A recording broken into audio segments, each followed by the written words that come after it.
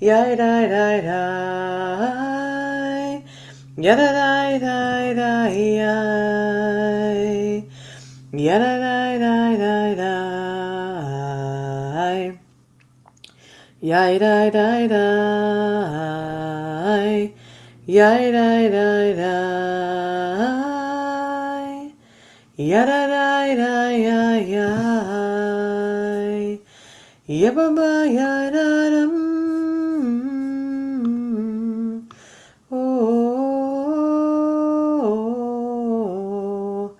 ay ay ay ay. Yada dai dai dai dai.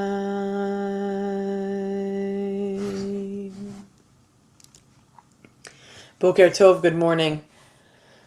It is good to be with you. I thought today was going to be a crappy day weather-wise, and the sun is shining, so that's always a blessing, the reminder of the daily blessings in our lives. Even though if it was raining, I would say it's a blessing it's raining. But there's something about hanging on to the last days of summer. The realization that there is something that is marked by time, the holiness of time. Judaism teaches us to be attached to the holiness in time, to be attached to sacred events, to learn how to consecrate sanctuaries and emerge from the magnificent stream of the year. Rabbi Abraham Joshua Heschel says, Judaism teaches us to be attached to that holiness in time. Because there is a time and a place for every experience under heaven, as Kohelet says it, but Rabbi Abraham Joshua Heschel says that we should be attached to what's sacred. We should learn how to consecrate sanctuaries, places, and spaces, and come from that place, emerge from it, move forward through it and beyond it from the magnificent stream of the year.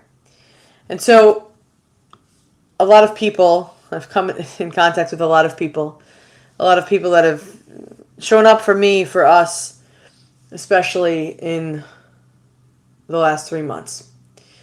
And the realization is that a lot of people don't know a lot of things about our people, about our time, about how it works, about how the year is a process from start to end and back again. And one of the things that is so important to our faith, our tradition, our ritual, our holiness of time is Shabbat. And so today is Friday once more. So many Fridays since March 13th, 2020. And every 7 days, we're reminded of this holiness code, this holiness of Shabbat. It comes, you know it, whether we're ready or not. Who isn't ready for a change? Who isn't ready for this gift of freedom? We aren't. Because why? We're workhorses. We're constantly driven by something else. Whether we are employed or not employed, whether we are retired or we are not, time allotted generally for whatever we need to get done, which is our work. We often boast about Shabbat being the gift of the Jewish people of the world. Few of us, maybe we show up for services, or maybe we light Shabbat candles in our house, or maybe we simply say, oh, I remembered, it's Shabbat today. And maybe a handful of us, maybe one of us, maybe none of us, but others that are out there in the Jewish world take the opportunity to get that 25 hours of freedom. So whether you are I just remembered it's Shabbat, to remember, Zachor, or whether you are a fully observant 25-hour take a break person, Shabbat affords us the opportunity to refresh and renew. We are intimately tied to our work. We all are, whatever it is. our calendars.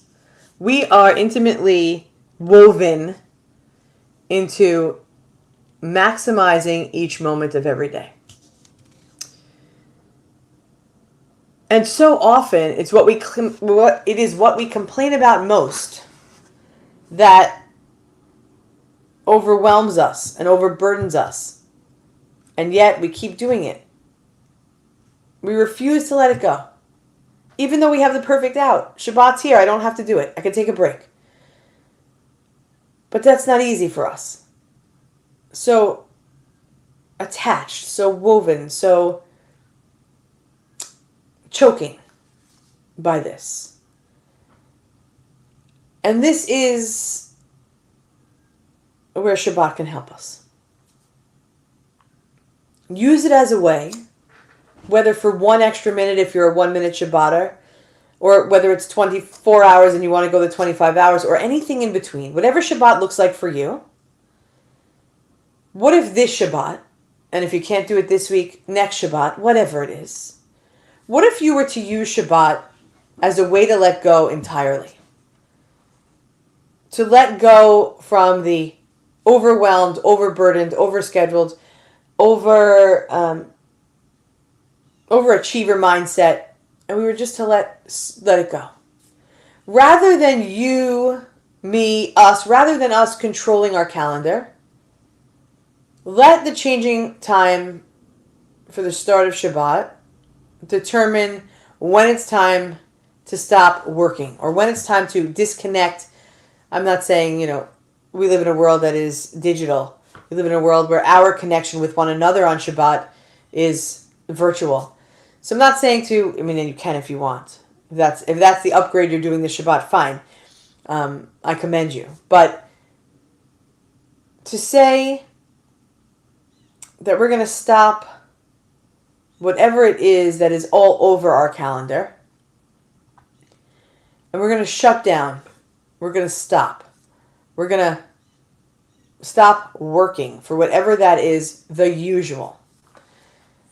And then we'll be able to experience the blessing of Shabbat in whatever way we have capacity for. It's more of a realization of the gift. It's more of a realization that, time is happening, whether we like it or not.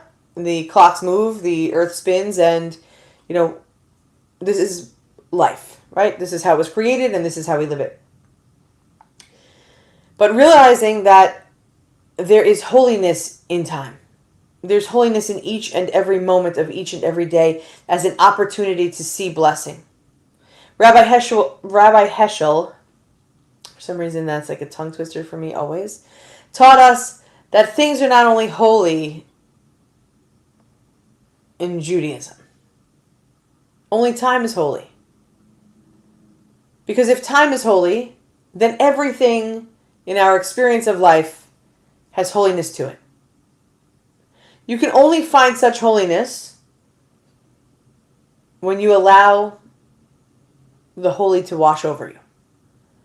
In the instance of Shabbat, if you can find holiness when you allow Shabbat to wash completely over you, cleansing you and saying, hey, it's like shaking someone.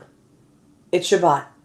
Disconnect, reconnect, do it different, change it up, let go of the stress and struggle. We always, so not always, but often we sing on Friday night, Ana B'Koach. Untie the tangles. Let go of whatever's choking you all week. Let Shabbat cleanse over you. Try it. Try it. This week. If it's not this week, next week. But make a commitment to feel the holiness of time. We are moving forward into the month of Elul. I think Rosh Chodesh is maybe next Tuesday, or I didn't look, but I'm guessing it's somewhere next week.